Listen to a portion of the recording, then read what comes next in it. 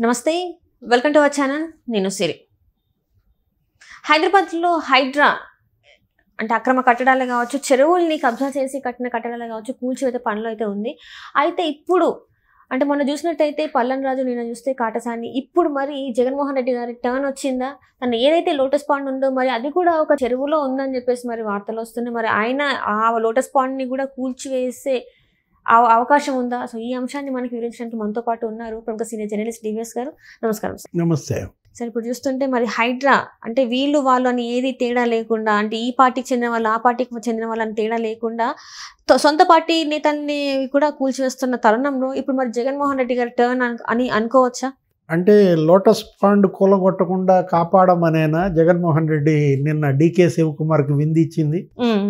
బెంగళూరులో యలహంక ప్యాలెస్లో డీకే శివకుమార్తో జగన్మోహన్ రెడ్డి విందు ఎందుకోసం? అటు విలీనం కోసమా, ఇక్కడ ఈ ఆస్తిని కాపాడమని రేవంత్ రెడ్డిని నేరుగా అడగలేక శివకుమార్తో చెప్పించాడా? ఎందుకంటే అందరూ ఎదురెదురు చూస్తున్నారు. అన్ని చోట్ల కొట్టింది హైడ్రా. అటు నాగార్జున కన్వెన్షన్ కొట్టారు, ఎన్ కన్వెన్షన్ ఎక్కడ, మాదాపూర్. ఆ తర్వాత నిన్న కూడా సున్నం చెరువు, మాదాపూర్ ఆ ప్రాంతంలో మొత్తం దుర్గం చెరువు దగ్గర కానీ నీకు అనేక మందికి నోటీసులు ఇచ్చారు ఆ ప్రాంతంలో ఉన్నటువంటి వాళ్ళకి. నిన్న కొంతమంది సూయిసైడల్ అటెంప్ట్స్ కూడా ఏదో చేసుకున్నారు సున్నం చెరువు దగ్గర, ఆక్రమించుకున్న ప్రాంతంలో కట్టుబడి చేసుకున్న పేదలో ఏదో. కాకపోతే ఆ సున్నం చెరువు దగ్గర ఎవరో గతనైతే మొత్తం ఆక్రమించి అద్దెలకి ఇచ్చుకుంటున్నాడంట. అతను ఒక పెద్ద 3 అంతస్తుల బిల్డింగ్ కూడా కట్టుకున్నాడంట. ఎలా చెరువులన్నీ ఆక్రమణలకు గురయ్యాయి? హైదరాబాద్లో 20 ఏళ్లలో 980 చెరువుల్లో 491 చెరువులు ఆక్రమణకు గురైనాయి అని డిప్యూటీ సీఎం భట్టి విక్రమార్క చెప్పాడు. అంటే సగం చెరువులు ఆక్రమణకు గురయ్యాయి 20 ఏళ్లలో. ఇది సరస్సుల నగరం, ఏది సిటీ ఆఫ్ లేక్స్ అంటారు హైదరాబాద్.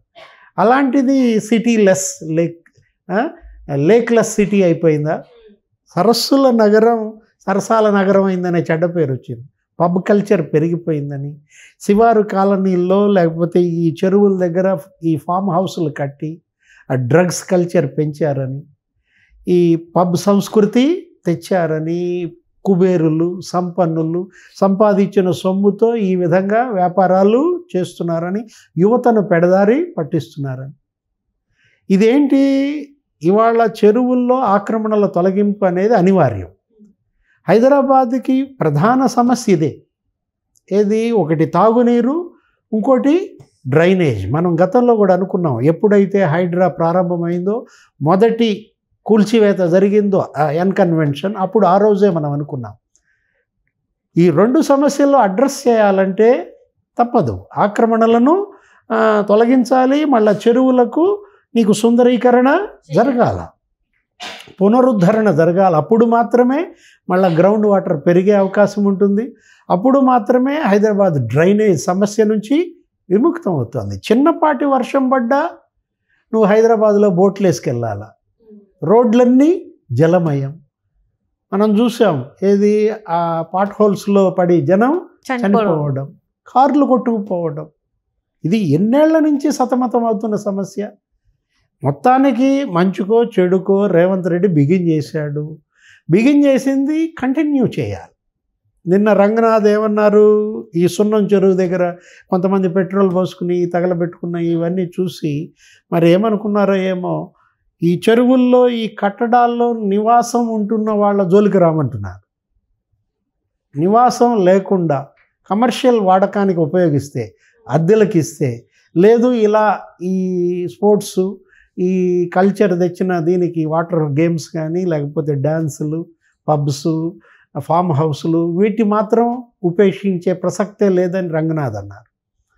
పల్లం రాజుదే కొట్టేశారు, వాళ్ళ తమ్ముడిది, ఏది ఆనంద్. అక్కడ గండిపేటలో 15 ఎకరాలు మళ్ళీ లాగేశారు ఆ చెరువుది. 7 ఎకరాల్లో అతను ఏదో ఓరో స్పోర్ట్స్ ఏదో పెట్టాడు ఆనంద్, మొత్తం కూలగొట్టేసినట్టున్నారు. అదే కాదు, నిన్న లేటెస్ట్గా చూసా, ఒక 3 days బ్యాక్ ఎప్పుడో, ఎవరిది? ఆ కాటసాని రాంభూపాల్ రెడ్డి. అమీనాబాద్లో వాళ్ళు ఆ చెరువు ఆక్రమించి వాళ్ళు కట్టిన కట్టుబడి మొత్తం కూలగొట్టేశారు. 12 రూములు వేసిన షెడ్ రేకుల షెడ్ తీసేశారు, కొట్టేశారు. అంటే ఎఫ్టీఎల్లో నిర్మాణాలు, నీకు బఫర్ జోన్లో నిర్మాణాలు, వీటిపైన చాలా సీరియస్గా ఉంది రేవంత్ రెడ్డి ప్రభుత్వం. మనం ఆ రోజే అనుకున్నాం, ఏంటి రేవంత్ పులి మీద స్వారీ చేస్తున్నాడు, దిగితే పులి మింగేస్తుంది, దీనికి లాజికల్ ఎండింగ్ తేవాలి. ప్రజలు హర్షిస్తున్నారు, ఇది ప్రజా సమస్యలను మీరు అడ్రస్ చేస్తున్నారు. అటు త్రాగునీటి సమస్య, ఇటు డ్రైనేజ్ సమస్య పరిష్కారం దిశగా మీరు అడుగులు వేస్తున్నప్పుడు ప్రతి ఒక్కళ్ళు మీకు అండగా ఉంటారు. ఎప్పుడు అనర్హులని శిక్షించండి, అర్హులని కాపాడండి, పేదలకు అండగా ఉండండి. ఈ కుబేరులు, సంపన్నులు, ఈ విలాస జీవనానికి అలవాటు పడి ఎవరైతే పర్యావరణాన్ని విధ్వంసం చేస్తున్నారో, చెరువులు ఆక్రమించి విలాస భవనాలు కట్టారో వాళ్ళందరినీ కూలగొట్టండి. పేదలను ఖాళీ చేయించేటప్పుడు మాత్రం వాళ్ళకి ప్రత్యామ్నాయం చూపించండి, వాళ్ళకి ప్రత్యామ్నాయ స్థలాలు ఇవ్వండి, అక్కడ ఇందిరమ్మ ఇళ్ళు కట్టండి. ఆ తర్వాత వీటి జోలికి వెళ్ళండి. మొన్న కూడా మనం చూసాం, ఆయన ఎవరు, ఓవైసీ కాలేజీ, ఫాతిమా కాలేజ్, అది కూడా ఎఫ్టీఎల్లో ఉందన్నారు. అసలు అది మనం చూసినట్టయితే ఏరియల్ షాట్ చుట్టూ వాటర్ బాడీస్లో మరి కాలేజీ కట్టడం, దానికి ఏమన్నారు, ఈ ఇయర్ అయిపోయిన తర్వాత ఏది విద్యార్థులు రోడ్డు మీద పడకూడదు కాబట్టి నెక్స్ట్ టైం దాన్ని తీసుకుంటాం, నెక్స్ట్ అకాడమిక్ ఇయర్ వరకు మీరు వేరేది ప్లేస్ చూసుకోండి, ఆ తర్వాత ఇదైతే ఖచ్చితంగా కూల్చేస్తాం కానీ ఇయర్ అయితే కాదని చెప్పడం జరిగింది. అంటే వెసులుబాట్లు ఇవ్వటం మంచిదే, ఏది అటు కాలేజీకి ఇచ్చారు, ఇటు పేదల ఇళ్లకు కూడా ఇవ్వాలా. వాళ్ళు మరి ఆత్మహత్య యత్నాలు అవి అవాంఛనీయం. అది రేవంత్ రెడ్డికి, ఆయన ప్రభుత్వానికి, కాంగ్రెస్ పార్టీకి మేలు చేసేది కాదు, కాకపోగా ఇంకా చెడు చేస్తుంది. ప్రజల్లో అది కనుక అంటువ్యాధిగా మారినట్లయితే ప్రతి చోట అలాగే సూయిసైడల్ అటెంప్ట్స్ జరుగుతాయి. ఆత్మహత్యలు, ఆత్మాహుతులు అవి కాదు పరిష్కారం. అసలు తెలంగాణ ఏర్పడిందే ఆ బలిదానాల మీద, ఇంకా ఇప్పుడు మళ్ళీ ఈ స్థలాల కోసం బలిదానాలు చేయాలా, అది తప్పనమాట. మీరు ఆక్రమణలని తొలగించండి, జలవనరులను కాపాడండి, పర్యావరణాన్ని పరిరక్షించండి, పేదలకి న్యాయం చేయండి, గద్దలని వేటాడండి, పెద్దలని శిక్షించండి, తప్పను. ఇది రేవంత్ రెడ్డి ఇవాళ వివేచనతో తీసుకోవాల్సిన నిర్ణయం.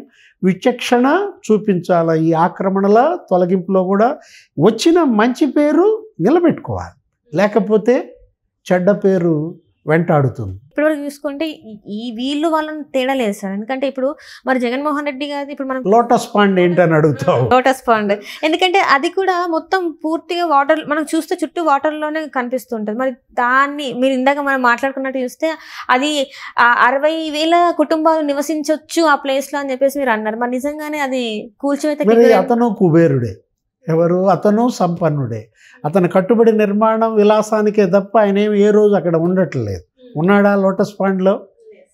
షర్మిలేదో కొన్నాళ్ళు ఉంటుంది తప్ప. ఇవాళ ఏంటి, వాళ్ళు ఇవన్నీ కూడా ఆక్రమించి 100,000 కోట్లకి పడగెత్తిన వాళ్ళంతా వీటిపైన కట్టుబడి చేసి వాళ్ళ లోటస్ పాండ్ దాన్ని కాపాడాలి. ఏది, మిడ్ ఆఫ్ ద సిటీ, అది పర్యావరణం. మనం అక్కడ ఇవాళ ఎక్కడ పార్కులు లేవు, ఎక్కడ ఇవాళ ఒకప్పుడు సుందర నందనోద్యానవనంగా ఉండే హైదరాబాద్ భాగ్యనగరం ఏమైపోయింది, ఇవాళ మురికి కూపంగా తయారవుతుంది. మూసి సుందరీకరణ చేపట్టాడు రేవంత్ రెడ్డి. ముఖ్యమంత్రి అయిన నెల రోజుల్లోనే లండన్ వెళ్ళాడు. థేమ్స్ నది ఒడ్డున లండన్ ఎలా కట్టారు, ఆ రోజు ఓవైసీ కూడా ఉన్నాడు పక్కన.